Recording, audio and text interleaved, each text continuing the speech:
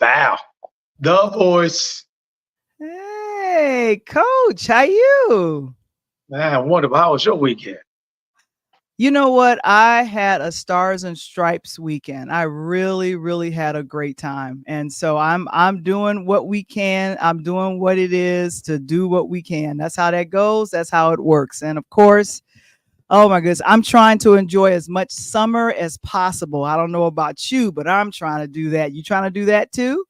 Well, I had a bad weekend. I had my car stopped on me, stalled out on me in the middle of What? downtown. I feeling that I was feeling that LL Cool J car drive by in the booming systems. It wasn't me. Oh But my hey, goodness. but I'm okay. God protected me, looked over me, took care of me, got me towed, got me repaired, and I'm back out rolling. Hey, hey, hey. And I'm telling you, that's the way we do it here. And of course, Mr. Springer is already in the Okay, Springer, building. We what's up, baby? appreciate that. And of course, Bella's already in the building, which is always Bella, great. baby, my girl, Bella, baby. But Yes. we're gonna get started. It is Interludes Extra presents Talk on Tuesdays, and we're about to go right now.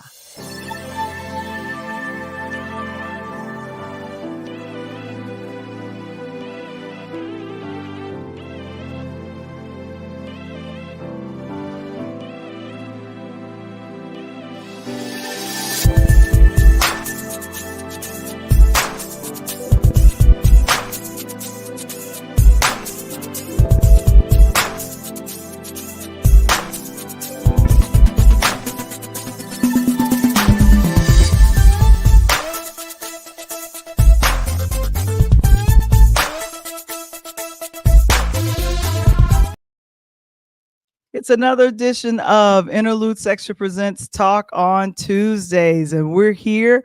We're doing our thing. We're doing our thing, and of course, one of our affiliate sponsors, Key Spot, connect, share, and grow. That it is for our businesses, our small businesses, and of course, if you'd like to know a little bit more about Key Spot, let us know. Thank you so very much, Mr. Springer, for placing that in the chat. And of course, oh, good gracious, a DJ saved my life. Yes, it did. It Last saved night. my life when I had me some vinyl. Last night, DJ saved my life, baby. Some vinyl.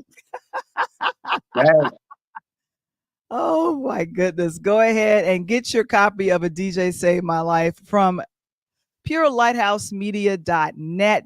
If you haven't picked up a copy, please do so. And like I said, you can scan there to get your ebook copy. And of course, we are definitely going to be going and doing our thing with that, of course. And then Patreon. We've been working on the page, and like I said, it's coming along real good. Patreon.com/interludes. We're doing our thing, and of course, you want to find your voice, please go ahead and go over and check it out. Check it out. Coach, it's so good to see you. man, I'm sitting there checking in, Val. I see my baby out here. I am Lakeisha. What? Yes. And then my main man, Wise. Hey, Wise, you always know we're gonna bring the fire, man. You already know we're gonna keep the fire. And by the way, Wise, while on my current break, get at me because I definitely want to do the Wise show, man. I've been following you guys. I've been listening to you on a daily basis, man. And I love the show. I think it's fire. But I think that I'll be able to come on and get at Coach Tony Twist. So get at me, man. I want to be on the show, baby. Oh my gosh. And of course, Mr. Springer is saying, "What up, Coach T?" And of course, from the Empowered Podcasting Conference that I did back in June, it's leader Mark Ronick. Good to see Yeah. you, Mark. Hey. Mark, hello, buddy. Welcome aboard on here with Coach Tony and my girl Val. Interludes, talk on Tuesdays. Oh my gosh. So we wanted to let you know that August is National Black Business Month. And of course, over the weekend, I got a chance to support some Black business because this young lady visited me in Chicago. Her name is Renee Jackson Bradford from Ohio by way of North Carolina. Come on, pal. You got to finish that sentence when I say that. Come on. O-H. Oh, there you go. You know, I go to Ohio too much, though. I'm glad. That's nice. Yeah, Renee is studying for her doctorate. She's here for a conference, which is really wonderful here in the Chicagoland area. And of course, we got a chance to go to a soul vegan restaurant on the south side of Chicago called Soul Veg City, right on Oh, wait. 75th in Indiana, man, on 75th in Oh, Indiana, right right, in Chatham, man. right there by the Kimpo. Matter of fact, I'm gonna call Uncle Lem and tell him they got some competition down the street because you know what we doing there. You know, we're 75th and Prairie. Gotta get up off the block. Exactly. So we call her Pastor Renee on the lemonade stand under the House of Creativity on Clubhouse. Okay, And so it's I like that. always good to be able to, I'm telling you, I've met some phenomenal people via Clubhouse, and I'm just Yeah. grateful for this relationship. This is a good relationship, Coach Tony. She's good people. Okay. Well, you know, your good people is my good people, so that means we good. Of course, of course. And you know what? We don't want to get in trouble with Peacock or Universal, but we wanted to talk about the preview of the Bel-Air, which is coming back to Peacock on this coming Thursday, August 15th. Now, I was a little nervous. I didn't know if the show was going to come back. What about you, Coach? I was a little nervous because of Will. We didn't know. Well, the first thing I said is this, Val, they made it to season 3. You know what I mean? Because I'm like you. When I saw this thing the first time, I even talked to a couple of guys I play golf with and just hang out. They're like, man, what are they doing? This ain't even like a Will Smith type story. But like anything, you know what we do, black folks, we jump on something, start watching it, and all of a sudden the numbers go through the roof because we're expecting change, but then we keep watching, and all of a sudden we hooked. Exactly. And let's give you guys a little bit of a reminder, the backstory on this version, this reimagining of the Fresh Prince of Bel-Air, which was a popular show in the 90s on Right. NBC.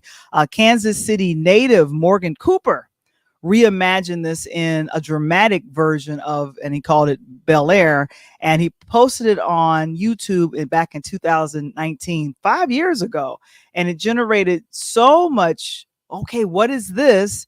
It caught the attention of course, executive producer Will Smith. And of course, they decided, let's go ahead and make it into a series. And of course, it got sold Right. to Peacock, Universal, and that's NBC. And then it's a beautiful thing. So a lot of folks are coming back.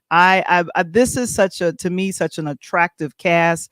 Instead of being during the school year this time in season 3, it's going to be more of they are in, I like to call it the summertime. And Will Smith, when I saw a couple of viral TikTok videos and YouTube shorts that came out, and Will Smith performed his 1992 classic Summertime. Summertime. And Summertime. there you go, it's summertime. So he performed that in celebration of the new season, of course. And here it's shown here who plays Aunt Viv is Cassandra Freeman, who I think is killing it, reminding me of Janet Hubert, who originated that role back in the 90s. Right. And of course her husband here. I'm telling you, man, it's a beautiful thing. And then of course they've changed some of the roles, but the most wonderful thing that's happening, you recognize this gentleman right here. There's always someone from the original cast that comes on Bel-Air, and this time it is Jeffrey, known as Joseph Marcel. He will be making an appearance during Mr. Will. He'll be making an appearance during the 3rd season. What do you think about that, Coach? You know, it's funny because, you know, Val, back in the day, you know, I'm not dating myself, but back in the day, we was always comparing Jeffrey to Benson, which one had the best job, the best situation, you know, and that may be a poll tonight that if you are a Benson fan or a Bel-Air fan with Will Smith, then was Benson or Jeffrey, which one did you like the best? And I was a Jeffrey fan. Here's the reason why. Because he was a smart ass and he lived with 2 comical kids in Will and Carlton, right? And when Jazzy jumped in, it was crazy. but I like him because he had his own flair, had his own room. You remember a couple Right. episodes, he had a couple of honeys he was trying to date and trying to get out on. So yeah, I like it. Yeah. Yeah, so I think this is going to be very interesting to see how they bring him back in, and of course, who's making another appearance on Bel-Air this time around is one of the Wayans Yes, brothers. I yes. think he did a great job in portraying um, uh, Will's father in this reimagining of Bel-Air, and so of course, Coco Jones that you see here Yeah. with Girl, younger version. Coco. I yeah, Coco Jones and Akri Akbar. That is the young Ashley that's here. They are playing Hillary and Ashley, and Yes.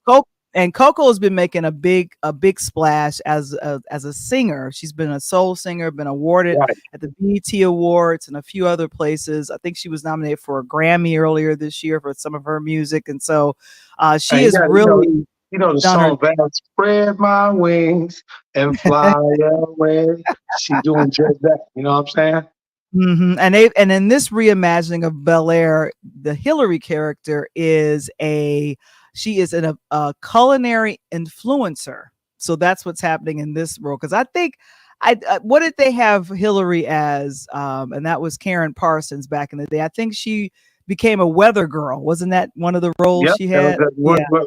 Besides being an airhead, yes. Well, this Hillary Coco Jones reimagining of Hillary is not an airhead at all. That is not what's happening with that. But of And when I course, say airhead, don't let me get it wrong. She was a smart nerd that didn't mm, have any street sense, and cousin Will kind of knew it. He kind of played on it. Where Ashley kind of was the baby of the family, so she kind of was able to sit back and look. She knew how to play Will Carlton, and she knew how to play older sister, and she definitely knew how to play mom and daddy. So I love that because she had that role. She had that baby role. exactly. That's what's really, really, really exciting about it all. But man, oh man, I'm excited. And of course, this brand new season gets kicked off this coming Thursday, August 15th on Peacock. Yes. This might be a great time to renew your subscription to Peacock just to see Yeah, this ain't got nothing series. going on about the Olympics just stopped. The NBA ain't got the only thing you got is WNBA come back, so you might well watch it. And my show, I just crushed All American, so I know we ain't got that on the subject, but hey, if you haven't seen All American, the new season 6, you must watch that. It is the bomb. I know. And of course, now, speaking about the Olympics, and of course, Snoop Dogg doing his thing at the Olympics. We'll get to that Dog. just a little bit. He's getting into movie producing now. Did you know that? Man, I already, hey, if you ain't heard, you better ask somebody. Oh my gosh. So this is what I'm telling you, man. This is And, something really. that's around your year, Val, 92. Yeah, I was a junior. Yeah, I was Yeah, a junior or about to be a senior in yeah, you 1992. Like was cutting up right about now. we want to ask the audience, what do you all remember about the year 1992? Literally, we know some of our audience is And we're not even gonna tell. We're gonna hold out the hold up. 92. I want to see some answers before I tell you what happened, because if you don't understand the pivotal year in 92, which is actually the reason that this movie was based off of, or the series is based off of, then you better go back in the books. You better do some homework. What? I know. And like I said, it is a very the year of 1992 is very, very pivotal. And of Yes. course, a fictitious thing happens around a very real event that happened. Now, of course, if you're thinking O.J. Simpson, that was 2 years later. That we Correct. weren't quite there yet. It was Wrong 2 answer. years later. Right. Now, if you were thinking the 1992 Olympics, because There it you was go. 90. That would have been a nice thought, but strike number 2. So we have the question in the chat. Thank you so much for that, Mr. Springer. What do you remember about the year 1992? Just curious to know what you guys thought. You could put it in the chat and let us know. But of course, the Summer Olympics, we're not talking about the Summer Olympics of 1992. I think Carl Lewis probably made another appearance. I forgot what it was called in. Michael Johnson, baby. Michael Johnson, my boy. Right. I think they had the Dream Team. Dream Team. The original Dream Team. With some of these young cats, not even to go into the Pull Up podcast. So I just argued with these young dudes today, talking about this Olympic team that just won could have beat the Dream Team. Are you smoking and drinking at the same time? Oh my gosh. Hopefully they are not drinking at the same time. That would not be smart. By the way, that's next Monday's show with the fan. That's the fan appreciation night. So make sure y'all tune in to the Pull Up Podcast show next Monday night, 8 p.m. with Coach Tony and the fan. And Mark better be on time, and Eric Harrison better be on time. We're going to get it in. Of course we are. Well, of course, Snoop Dogg has produced this film. It's called 1992. And some of the stars in it is Coca-Cola Gibson. Yeah, we got Tyrese Gibson. We have Scott Eastwood. We have Jocelyn Motomola. That's an African name, and of course, Ray Liotta, who always play a prejudiced ass cop or something crazy. Which I love him for that, because he never changed his role, and he always brings it in that role as that particular character, unless you go way back. And I love the movie when he did Casino with my boy, with Patino. He was the gangster, coming out of New York, that he played that role tight. Yeah, he sure did. He sure did. And like I said, it is one of the last roles, unfortunately, that Ray Liotta got a chance to play in the, during this particular time. And of course, we really are excited about it. And of course, a story by Sasha Penn and directed by Ariel Roman. I say that this is probably going to be a very exciting film based on the preview that I saw, and it comes from Death Row Pictures. That's what I saw in the preview. Now, yeah, go ahead. What you got? I'm just saying, Val, I don't know about you, but this brother came through the 90s, been smoking weed for 30, and still smoking weed today. Best friend is not another brother. His best friend is a white woman named Martha Stewart.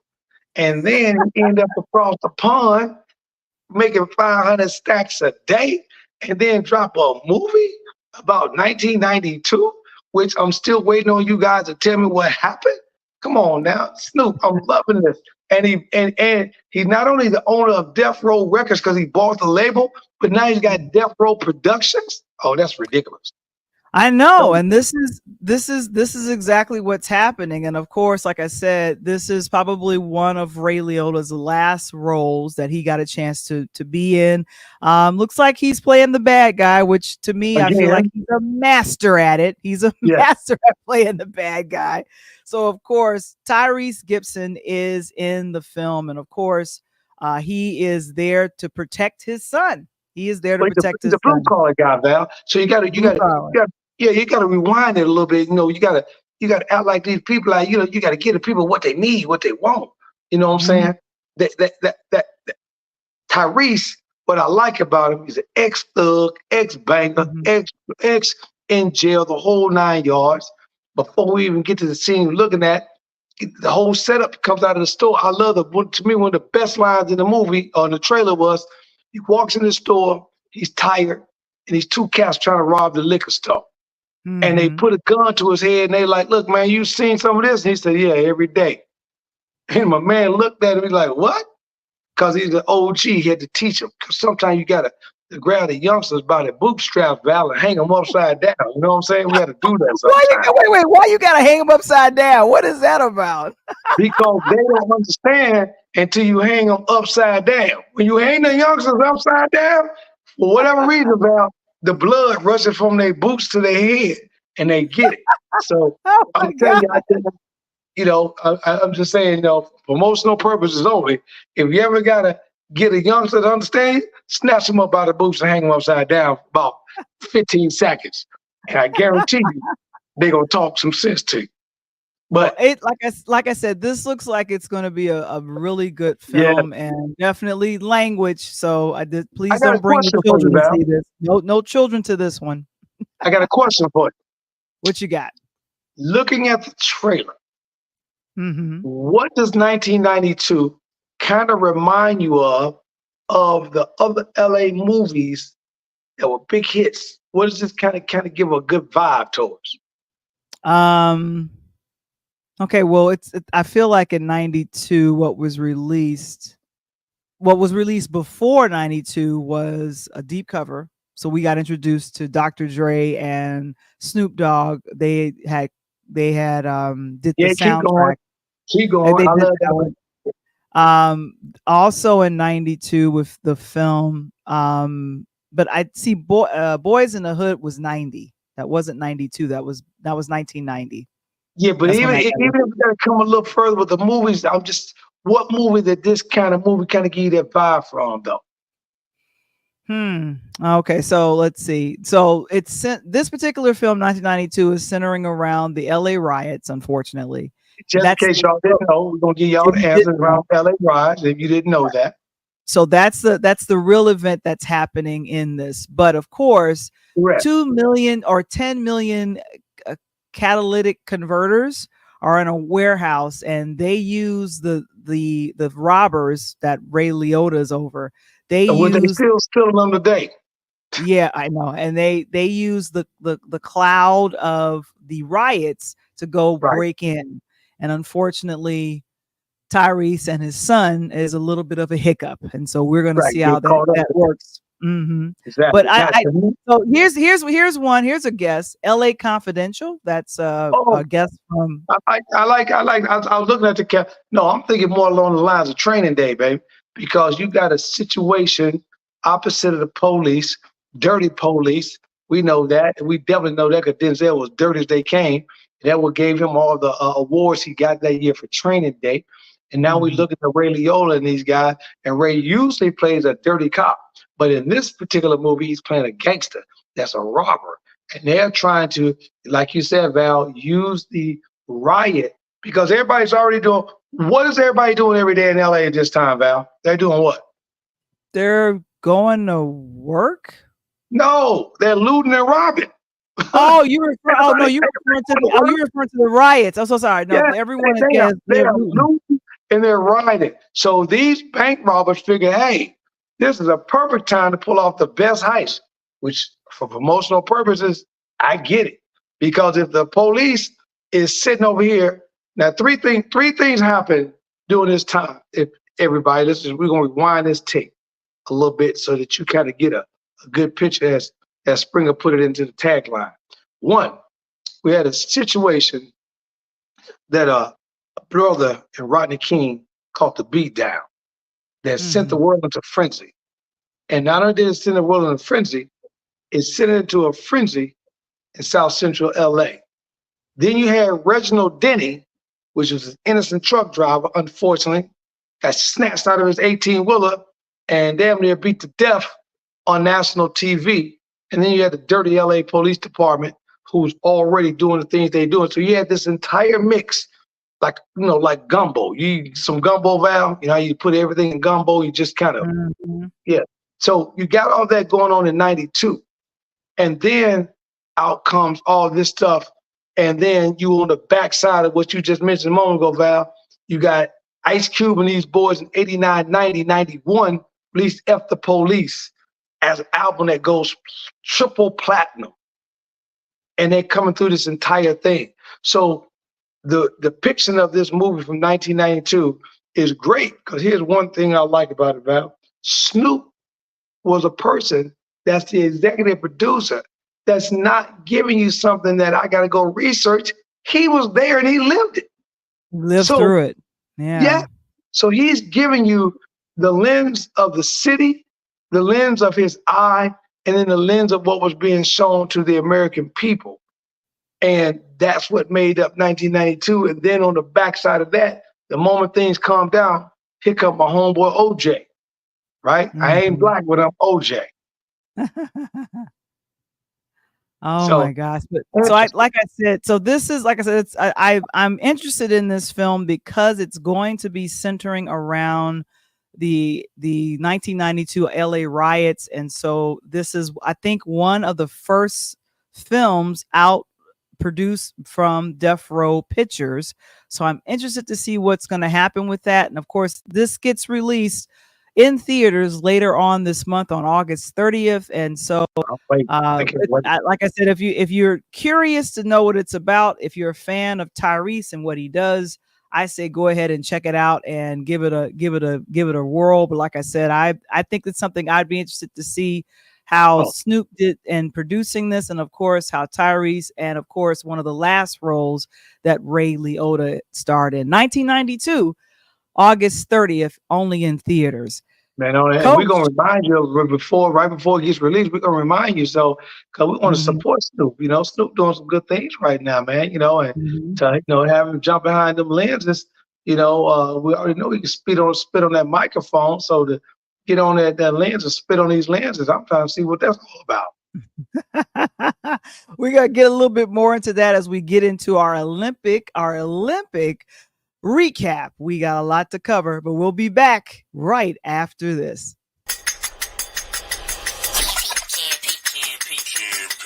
Hey, it's your main man, right back at you, coming live here from the Rise Studios, and it's your guy talking about what?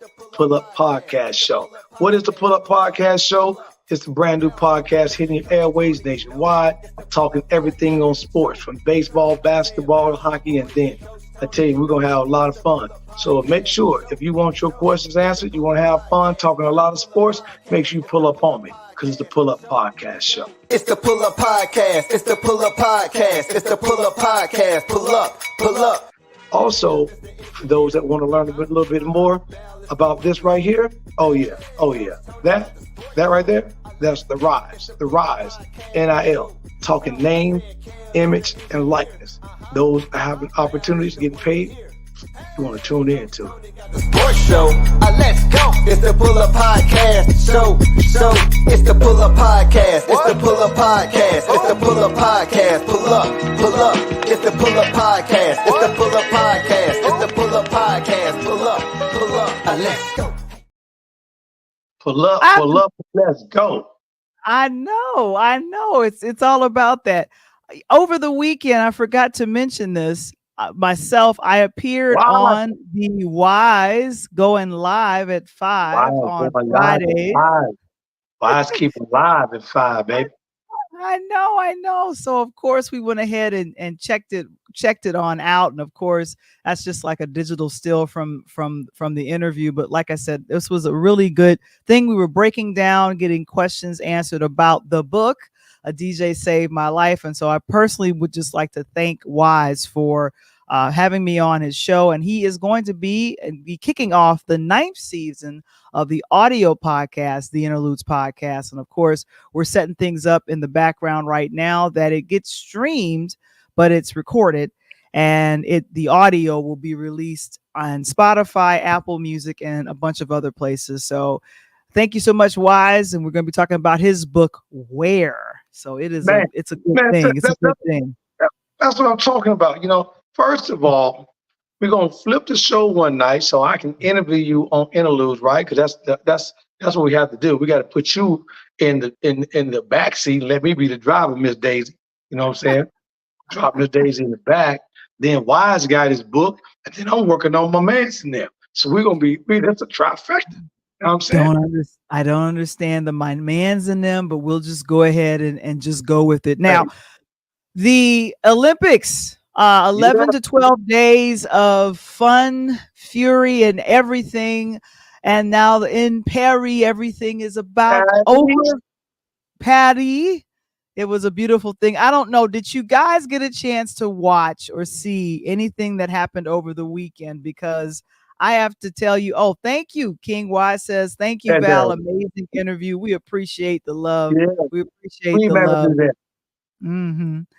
But I have to tell you, Coach, this has been a really fantastic. Now, this poor child ran with COVID. I Yeah. cannot believe he won a bronze and won and went ahead and ended up winning with COVID. And so they talked about him, and he did the 200 meter. He came in with bronze. They went ahead and interviewed him, and then of course he got on social media immediately and said, first, I want to thank God for getting me through this Olympics. Second, I want to continue to congratulate Leslie Tobago and Kenny Berdenek and everyone else on an amazing Olympic 200 final. Finally, I want to thank everyone for the supportive messages. I believe this will be the end of my 2024 Olympics. It's not the Olympic I dreamed of, but it has left me with so much joy in my heart. I hope everyone enjoyed the show. Whether you were rooting for me or against me, you have to admit you watched, didn't you? See you next time. Yeah, because he had to step out. He couldn't do the relays because he was slated to do the relays, and he couldn't because he suffers with asthma. We found that out when we watched the Netflix documentary Sprint. Right. Remember? Mm-hmm. Right. I'm not gonna be so nice on him. You're not gonna like my comment. But first of all, my man Joe Fazio, what's up, baby? Of course, Steph Curry did his thing. We're gonna talk about Steph in a minute because most definitely I got a comment. But Noah Lyles was my guy. I told you, Val. And by the way, for those that listened to me 3 weeks ago for promotional purposes only, as Springer put it into the tagline, what did I tell him, Val? I told you the U.S. was going to win about 130 medals. We won 127. What? You better, you better. I keep telling y'all, come to that sports, you better listen to me. But Noah Lyles, Val, if he could have just took his medal, like back in the day we used in the crib, we used on the neighborhood, and the bully came around, take your ball and go home. You know what I'm saying? If he could just took his medal and went home, he's cool. But the brother not only got on social media, which you didn't mention, but he got on social media blasting the freaking receivers in the NFL, and I didn't like that. And one of the receivers, my boy Tyreek Hill, clapped back. And he said something that to the effect that the NFL receivers are not fast and they're not really playing anything, or they're not really competing against anybody. So Tyreek Hill, my boy, I love Tyreek Hill. Used to be with the Dolphins. He's with the Dolphins, but used to be with Kansas City Chiefs. Just challenged him, Val, to a 100. Told him he want to race him in a 100-yard race, Tyreek Hill and Noah Lyles. And he said, I'm gonna spank him without having to spank him. And when I do, I'm not going to even talk about the Olympic runners. I'm just going to talk about you. So stay tuned to social media. If you ain't up on this story, go Google it tonight. Tyreek Hill, wide receiver in the NFL, and Noah Lyles. They kind of clashing right now, baby.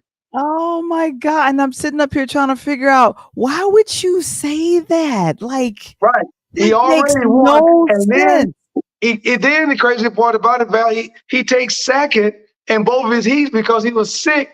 Because I wonder what was going on. I saw he didn't look like himself. I personally saw that. But then you take that to the NFL guys. So now you gave somebody like Tyreek Hill, who's the fastest wide receiver in the NFL. And if y'all don't know that, you better put your homework on. Fastest wide receiver in the NFL. And then you go and talk about the wide receivers in the NFL. Come on, man. That ain't even your lane. Leave that alone. So here's the thing. When you are competing in sports, you really have to watch what you say and how you say it, because you never know what kind of dust you might kick up or some unwanted smoke you don't want. And I don't know how you all feel about it, but like I said, this gentleman he ran with COVID, and I'm grateful they still let him compete, because he ended up getting sick, and they ended up testing positive for COVID 2 days before he won the 200 meter. But I'm just, when did you recognize that, Val? I recognized it. I noticed he was wearing a mask Bingo. often. Like, and to And no me, one else was wearing one but no one him. else was wearing but him. And Exactly. so I was Including the back with the athletes is that he was wearing a mask. Like I'm saying, what are you wearing a mask for? But ain't nobody else got one on. exactly like right here where this interview, right after he won, he Yes. was, wearing an N95 mask. So I'm sitting here going like, what's going on with him? And then the rest of the world found out at that time that he had COVID and had been diagnosed, and the Olympic Committee agreed that he could continue to compete. But when he finished that race, they literally had to put him on a wheelchair and get him out of there because he was breathing so hard. I was sitting there and thinking about his mom. Like, you saw her run out of the stands to get to him. Yes, it was because you got to think you got COVID on top of bronchitis and asthma. Come on, and man. asthma. My son got that, so I eliminated him from playing football as much as he wanted to because I couldn't be that guy that my son had an attack and all of a sudden they said, "Well, damn, coach, you a coach and you let your son play this sport, you knew better." So I couldn't be that guy. No, and who wants to be that guy? Definitely not me. Definitely not me. And definitely not anyone else. But like I said, congratulations. He walked away with some medals and of course 200 with the bronze, which is really, really good. Of course, the women's relay, they did a wonderful job. I don't know if you saw that race, but Sha'Carri Richardson looked back and kept going. I don't know if anybody caught that. She looked back and she kept going. I was like, hey, she said the old Martin thing, "I'm gonna see it, I'll see you." And that's I see it, I'm gonna see you. Tyra Davis Woodhall, she was the gold medalist for the long jump. It was just amazing to see her to do that. Because here's the thing, some competitions went immediately. You got medaled immediately, but the races, there were rounds, and if you didn't make it to the last round, you just didn't make it. That's just kind of how it was.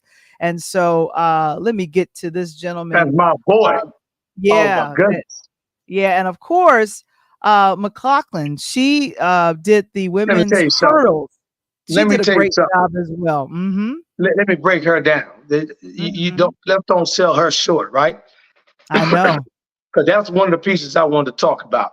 She not only did the hurdles, she crushed it and beat her own record and whatnot, but she then turns back and jumps on the women's 4x400, right? Right there where you're showing. And if it wasn't for her in the second leg, let me tell you something, Val. She ran the second leg in 47.71, which is about 0.91 seconds faster than, than anybody. Wow. She then helped the team. They came in with a 3 minutes, 15.27 seconds. They were 1,000th of a second off the world record, even though they got an Olympic record. So these girls was moving. But Sydney, of course, she's married to a football player. So that training, you saw this entire Olympics, everything that she did was a freaking blowout because her husband had her prepared. She was up at those 5 in the morning, 5:30, eating raw eggs and doing them gut-wrenching sit-ups and everything you can think of. This young lady right here, of all people, and I love Sha'Carri and all that stuff, but this young lady, based on the different events that she ran in, she was one of the reasons why the USA came on in track and field. And by the way, Val, something that maybe somebody don't know. Let me ask you a quick question before I give you the answer. Do you know what part of history that the USA track and field made? Was it the first time they medaled in over 20 years? No, let's try that. They came home with 34 track and field medals, the most in history ever. Oh my gosh, I didn't know that. Medals since the Olympic Games started way back, in Juvenile.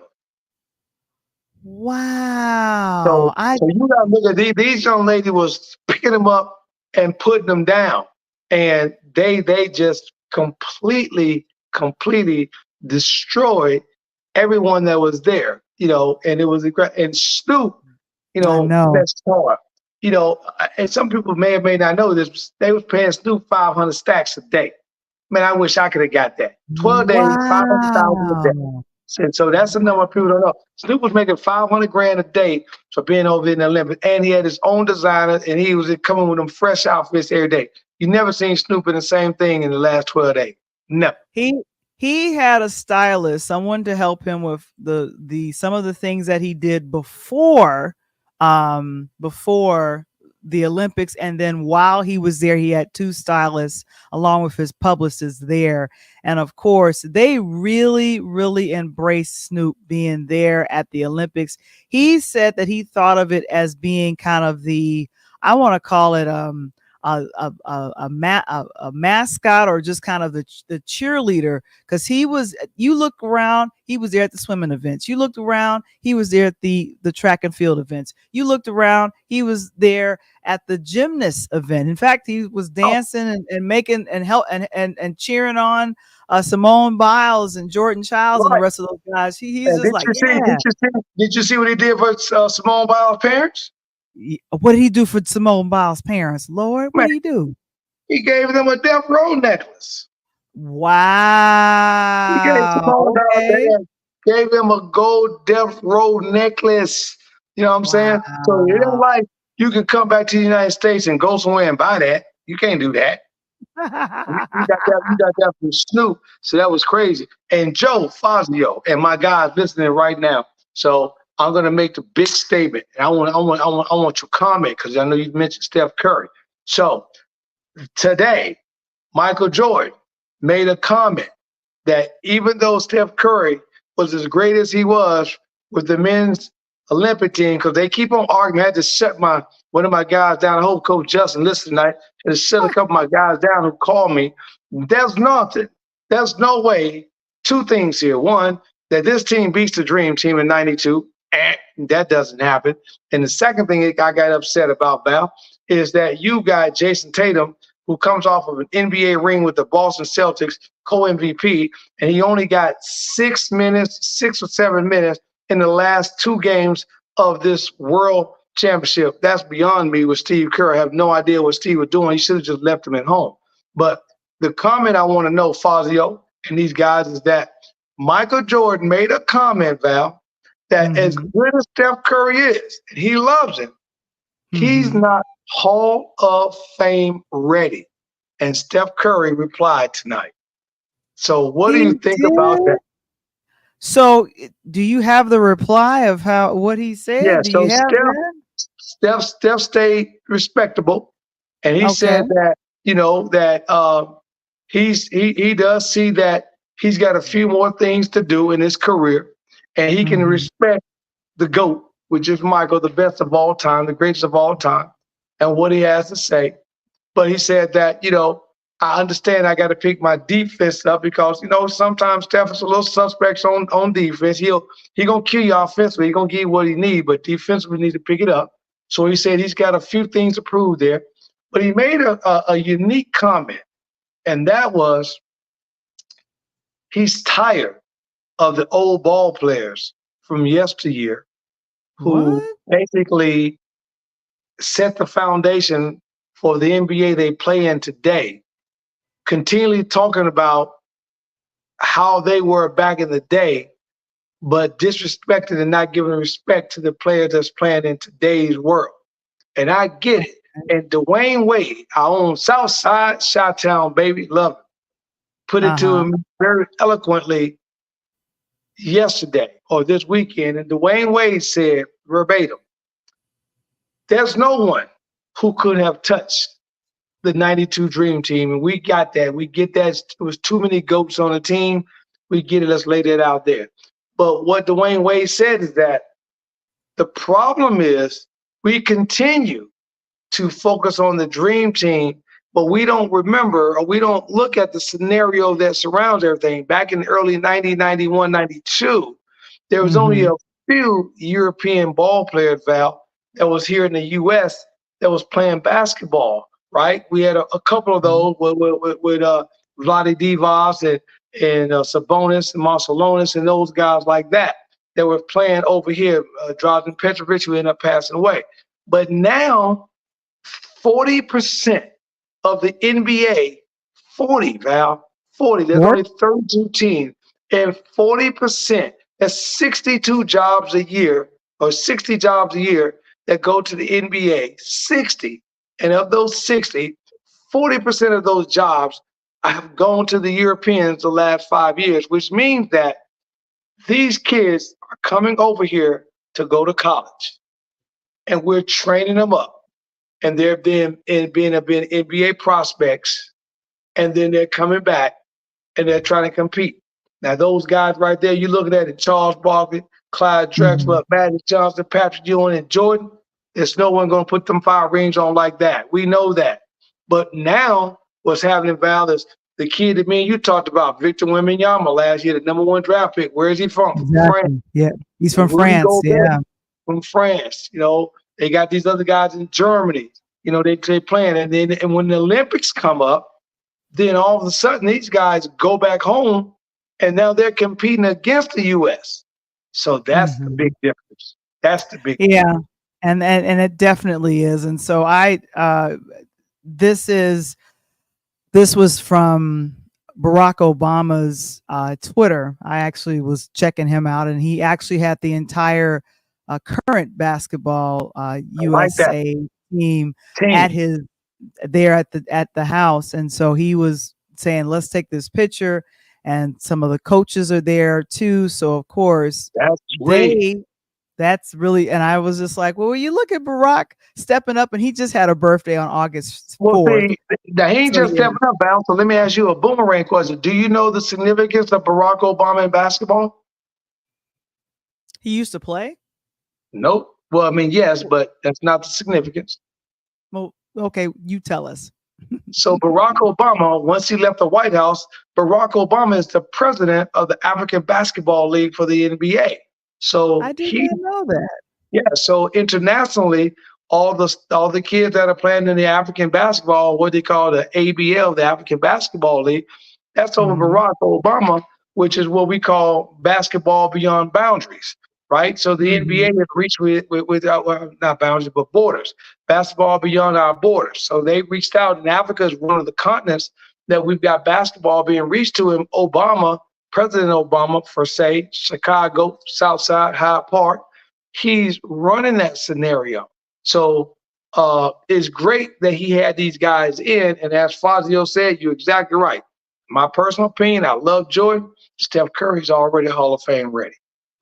Very much so. And like I said, congratulations to the men's basketball team. They had they did it on Saturday night, but then on Sunday, who came right behind them were the girls.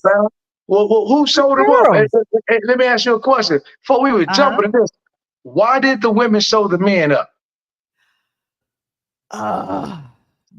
Because of how they won? Nope, man. 2 reasons. I'm gonna get you. Hey, as they say in the hood, break it down. Let it be broke. So, 2 reasons why they did it. One, for those that are listening to me tonight, I don't know. I'm gonna put a trick question. Springer, put into the trivia line tonight. Does anyone know the overall attendance for the men and women basketball for this year's Olympics? Who was in the? Okay, all right. That's one reason. Second reason is the women. In my opinion, I just told a guy today. I just told Coach Justin today. The #1 team in the history of the Olympics is the Dream Team, and the second is the women basketball. Why? Because they are 60-0 since 1992. 60-0.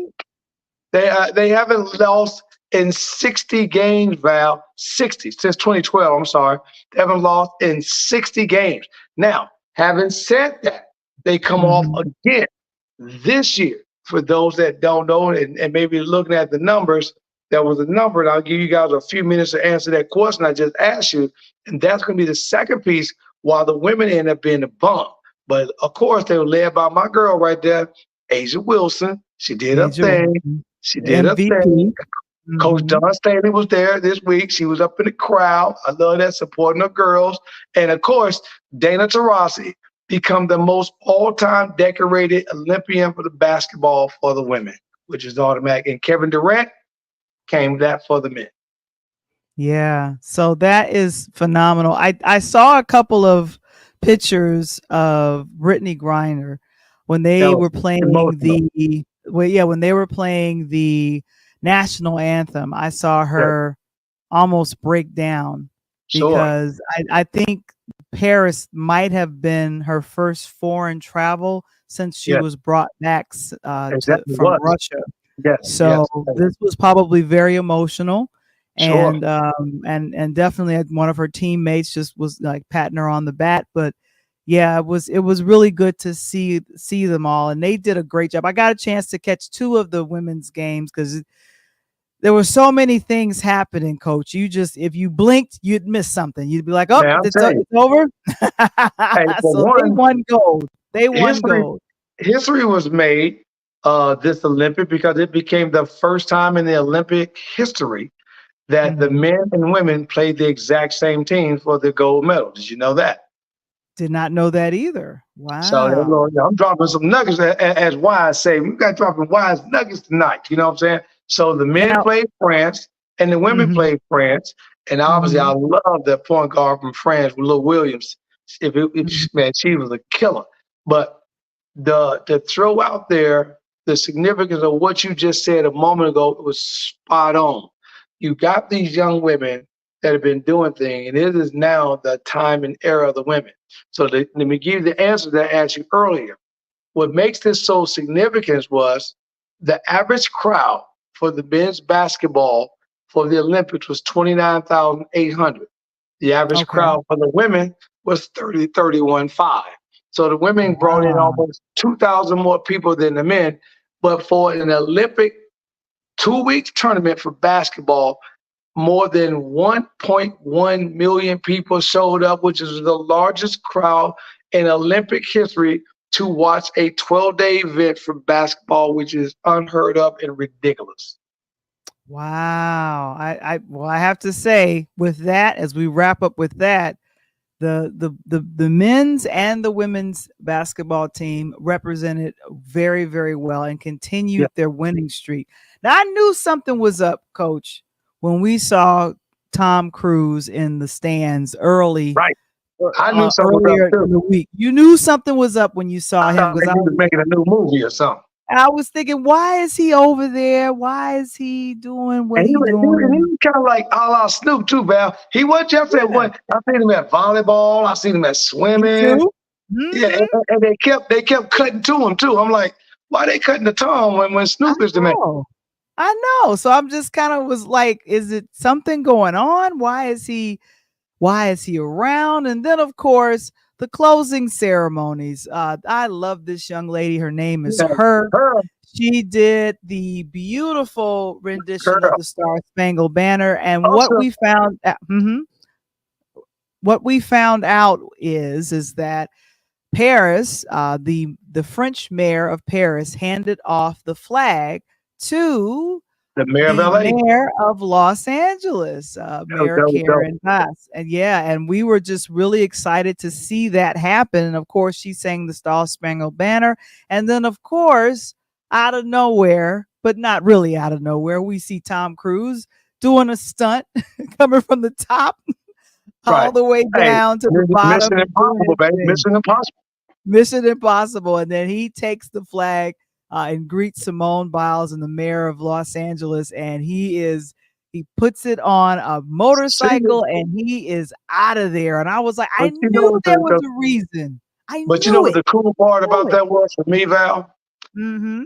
It wasn't so much that Cruz came down and did it. What I loved about it was the cutaway. You know, he Yes. came to the Yes. stage, he broke out with the flag, he broke down with the motorcycle, jumped on and did a Mission Impossible type stunt. And next thing you know, he's on US Route 1 in LA and about to come up on the Hollywood sign. Then he get on the Hollywood sign and take the double O in Hollywood and drop the freaking Olympic logo. That was dope. That was I dope. I gotta get to it. I That was dope. know. I was totally blown away by it because I knew if he's in the audience, he has something. There's something big that's going to be happening around him, and I figured that. Real quickly, and unfortunately, we have got to chit chat about the women's gymnastic team. We mentioned them on last week, celebrating some additional wins that they had, and one of the additional wins that they had was the floor exercise. That was also sad was Simone Biles, and this young lady right here, her name is Jordan Chiles. And I don't exactly know what happened. This is them winning gold as a team, which is wonderful. But when they competed, we had mentioned this young lady here, Rebecca Adandre, from wait, I'm so sorry. Anna Barso. Yeah, Barso. She was in third place from is that Italy? I'm trying to see if that was Italy. Well, anyway, she was in third place, and then she got moved to. They moved because it was a technical. Well, the technicality, there was a technical flaw. That what happened, Val, was a technical flaw on a routine that was situated, and she was originally placed up as the original winner until the technical flaw, and then they deducted the points away, and then moved in Jordan Chiles. And they gave Jordan Chiles the medal. Now, at the time they gave the medal to Jordan Chiles, then that became the first ever, which I didn't know that either, the first ever picture where you had all Black gymnasts, Simone, Chiles, and another young girl from Puerto Rico, I think it was. That actually took a Brazil. picture. She's from Brazil. Brazil, rather. I know it was somewhere down there.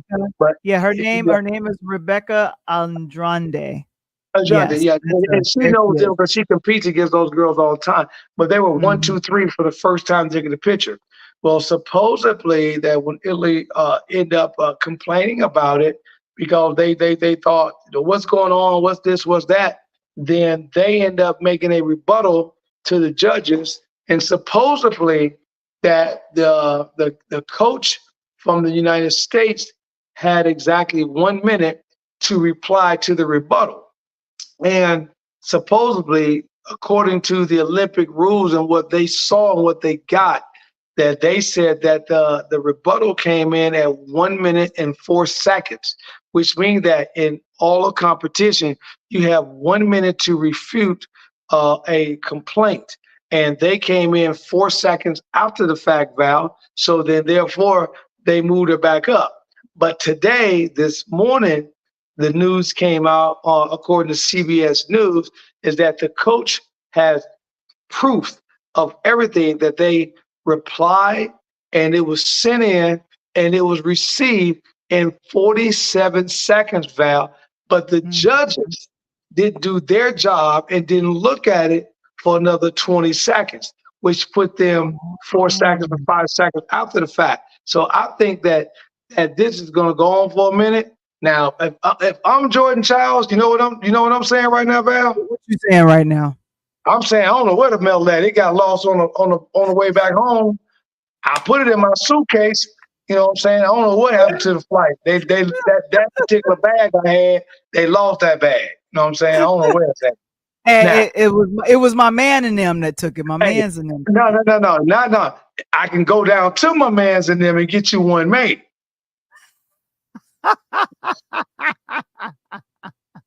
Oh my gosh. But like I said, I don't know. Like recently the Today Show spoke with Allie Reisman. She competed in 2012, and something very similar happened to her regarding the judges and that scoring. Jordan Chiles, as you see here, she took herself off social media, and she says for her own mental health, she had to, because she did that was going to be a little bit of a too much of a hot spot. Plus the climate in the United States right now ain't good. No, it's not. So I think it was best for her to take herself off of social media. I appreciate her doing that. And of course, Simone Biles, who was also the captain of the team, she said, you know what? You are a champion, and I love you. And that was one of her comments to Jordan Chiles. But like I said, it was something really really, really interesting. Before we get out of here, we have to mention the Olympic sport that happened, which was breaking. Oh my goodness. I Man, don't come know on. if anybody got a chance to check it out with the breaking situation, but there was the men against the women. There was the men's compete, and then it was the women's competing at one point. And did you get a chance to see any of the dancers or any of the folks that were breaking? I saw that terrible ass dancer from Australia that jumped up in and made the bad light. They made Grandmaster Flash and Melly Mel mad as all outdoors. That's not what we did when we was in New York. Oh my gosh. So I think unfortunately breaking as an Olympic sport will not be returning to the 2028 Well, thing. And then of not course, because yeah. it's bad now, so they rotate them. I found out, I did a little homework. They rotate Mhm. 3 sports. They rotate breaking, baseball, and I want to say flag football. I'm not sure. I think it is flag football. So they rotate them. So it's not to say that breaking won't be back, but it won't be back in LA. And to me, Okay. they should have held it out this damn year and brought it to LA, where breakdance was originated here in the United States out of New York, and they could have got some good things. But of course, that bad dancer from Australia killed a whole platform, which is, if you ever seen that video, I'm telling y'all right now, Yeah, if you haven't seen the girl from Australia, then it just came out, Val. Do you know how she got on stage?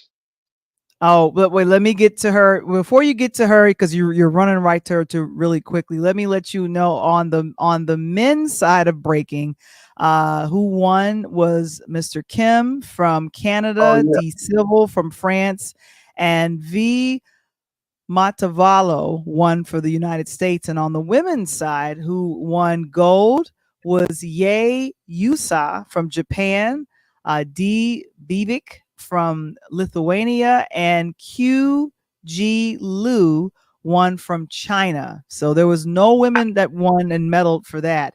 But of course, now let's get to the Australian professor. right.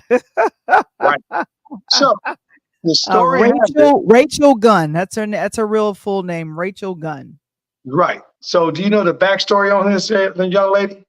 I do not know her backstory of Rachel Gunn. What can you tell me about Rachel? So the backstory on this young lady is that her husband was part of the Mhm. Olympic Committee. Uh-huh. Mhm. I So didn't know that. Okay.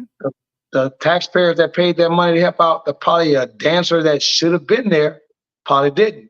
And the news break line is that basically, with the husband being on part of the Olympic Committee, that this started almost as a joke or started off almost as a challenge in the house. You know, like, Val, I double dog dare you to stick your tongue on that cold pole.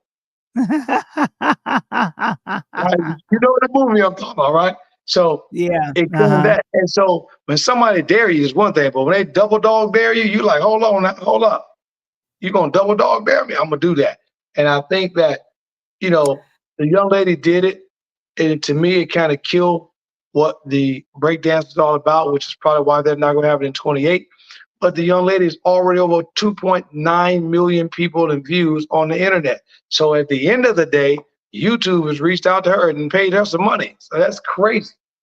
So what's happening? There's a fallout from her headline making performance, according to Daily Mail .co.uk. She poorly received a display, and she went viral for all the wrong reasons. Correct. And she elected to stay in Europe instead of going back to Australia. And what's happening now? There's a petition.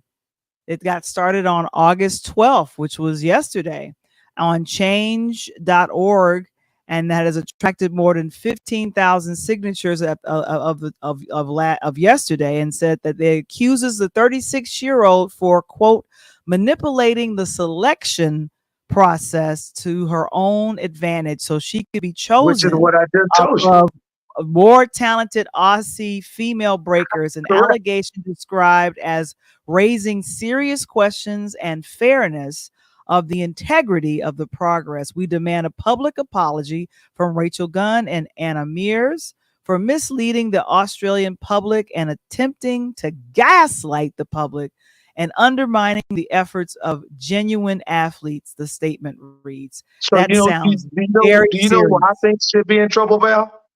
Who should be in trouble? Her husband. Because he opened the door without him He being on did. a committee. If this man was not on the Olympic committee somehow, some way, that's just like, that's just like you coming over to my neighborhood and I got to ask Pookie them, can you play ball over here? You know what I'm saying?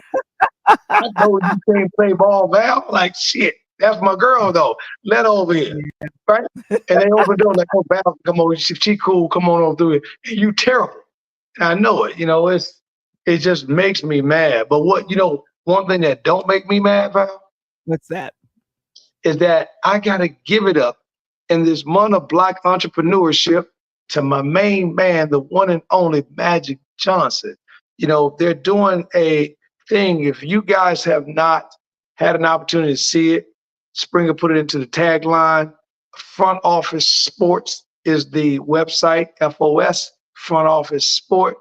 And then Google Magic Johnson, 30 years, 1994 to 2024.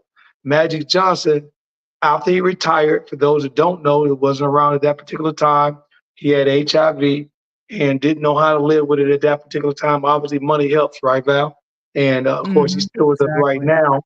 But Magic Johnson at that time made a $50 million investment in himself. And that investment turned out to be Magic Johnson Enterprises for movie theaters.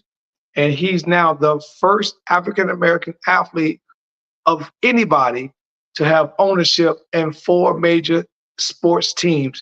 And his wealth has gone from over 50 mil in 94 to $1.4 billion in 2024. So my hats go off to my main man, Magic Showtime Johnson, baby. Yeah. And like I said, I have to tell you, Magic has always been, I want to call it business minded. And it's cracking me up that he has made more money and has generated more jobs in his business life than he did with on the court. And so lots of love and appreciation. Of course, Mr. Springer, thank you so very much for putting that up there, frontofficesports.com. And of course, him adding another team to his roster is phenomenal in business. And like I said, if you can ever get a chance to take a master class about entrepreneurship and business, this is the best gentleman to get it from. And so Queen Lakeisha says, great conversation. And appreciate that. And of course, Bella says, love it, Queen Val. I love it too. But my goodness, man. Oh, man, this has been a show. This has been a show. Impactful. I thought you was on a Pull Up podcast show, girl, man. I had to get ready for it. And of course, our Talk on Tuesday is brought to you by a DJ Saved My Life. It is how music gave me a purpose and a voice. And of course, on yesterday, I don't know if you guys know about it, but yesterday was National Vinyl Day. I think that's what it was, National Vinyl Day. That's why DJ Saved My Life. This is some of my vinyl right here. This is Jody Watley. She's one of my favorites. And of course, my other favorite, vinyl. DMC, of course. I'm the king of rock. And then this is a little Heavy D and the Boys. There you go. And of course, the vinyl that I purchased not once but twice, the Thriller album from 1983. Oh, hold on. I got, don't go nowhere. I got to get some. I'm going to show you what I just bought. Hold on one second. Oh my gosh. He gets very excited when it comes to music. We're going to go ahead and take him off stage. But of course, Michael Jackson, that's right. You see how beautiful this wax looks? It looks beautiful, doesn't it? Hi, Michael. Okay, here comes Tony. He's back. I got the greatest of Funkadelic. Did you feel me? Look at that. Is that a bear? Yeah, that's a goat. That's a goat.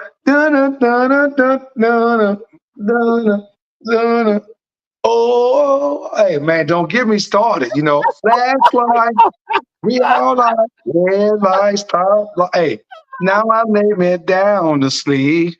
Man, I get them going, pal. Now you know that you know now why DJ saves our life, right? That's what happens. Oh my goodness. And of course, go ahead and join us over on patreon.com/interludes. Join our community on Patreon today. And of course, you know, you can join our Facebook group as well.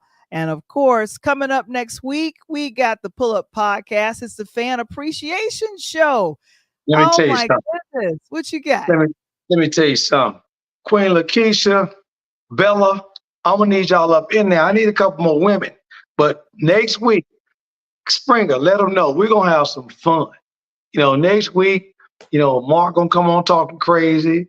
My brother Eric Hampson gonna be on there. A couple of my coaches gonna be on there. A couple of relatives. So I'm looking fun. But the funny part about it, Val, they have no idea what I'm going to ask them. You didn't tell them what you're gonna ask them. You didn't tell my man and them what you're gonna ask them. I'm not telling my man them because that's what's gonna make the show so nice. Because I want to hear it off the top of their head. I'm gonna give them the topics.